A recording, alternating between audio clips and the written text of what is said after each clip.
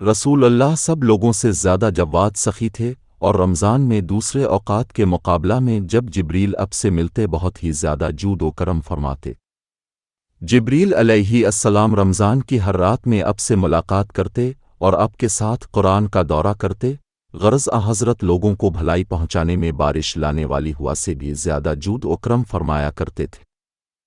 انہوں نے ابن عباس رضی اللہ عنہما سے کلام الہی لا تحریو الخ کی تفسیر کے سلسلہ میں سنا کہ رسول اللہ نزول قرآن کے وقت بہت سختی محسوس فرمایا کرتے تھے، اور اس کی علامتوں میں سے ایک یہ تھی کہ یاد کرنے کے لیے آپ اپنے ہونٹوں کو ہلاتے تھے۔ ابن عباس رضی اللہ عنہما نے کہا، میں اپنے ہونٹ ہلاتا ہوں جس طرح آپ ہلاتے تھے۔ سعید کہتے ہیں، میں بھی اپنے ہونٹ ہلاتا ہوں جس طرح ابن عباس رضی اللہ عنہما کو میں نے ہلاتے دیکھا۔ پھر انہوں نے اپنے ہونٹ ہلائے۔ ابن عباس رضی اللہ عنہما نے کہا، پھر یہ آیت اتری کہ اے محمد، قرآن کو جلد جلد یاد کرنے کے لیے اپنی زبان نہ ہلاؤ، اس کا جمع کر دینا اور پڑھا دینا ہمارا ذمہ ہے۔ حضرت ابن عباس رضی اللہ عنہما کہتے ہیں، یعنی قرآن آپ کے دل میں جمع دینا اور پڑھا دینا ہمارے ذمہ ہے، پھر جب ہم پڑھ چکیں تو اس پڑھے ہوئے کی اتباع کرو۔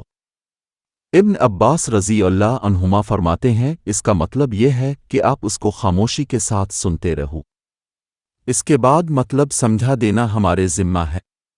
پھر یقیناً یہ ہماری ذمہ داری ہے کہ آپ اس کو پڑھو، یعنی اس کو محفوظ کر سکو۔ چنانچہ اس کے بعد جب آپ کے پاس حضرت جبریل علیہ السلام وحی لے کر آتے تو آپ توجہ سے سنتے، جب وہ چلے جاتے تو رسول اللہ اس وحی کو اسی طرح پڑھتے جس طرح حضرت جبریل علیہ السلام نے اسے پڑھا تھا۔ ہرقل شاہ روم نے ان کے پاس قریش کے قافلے میں ایک آدمی بلانے کو بھیجا، اور اس وقت یہ لوگ تجارت کے لیے ملک شام گئے ہوئے تھے، اور یہ وہ زمانہ تھا جب رسول اللہ نے قریش اور ابو سفیان سے ایک وقتی عہد کیا ہوا تھا۔ جب ابو سفیان اور دوسرے لوگ ہرقل کے پاس الفالاک پہنچے جہاں ہرقل نے دربار طلب کیا تھا، اس کے گرد روم کے بڑے بڑے لوگ علماء وزراء امراء بیٹھے ہوئے تھے۔ ہرقل نے ان کو اور اپنے ترجمان کو بلوایا،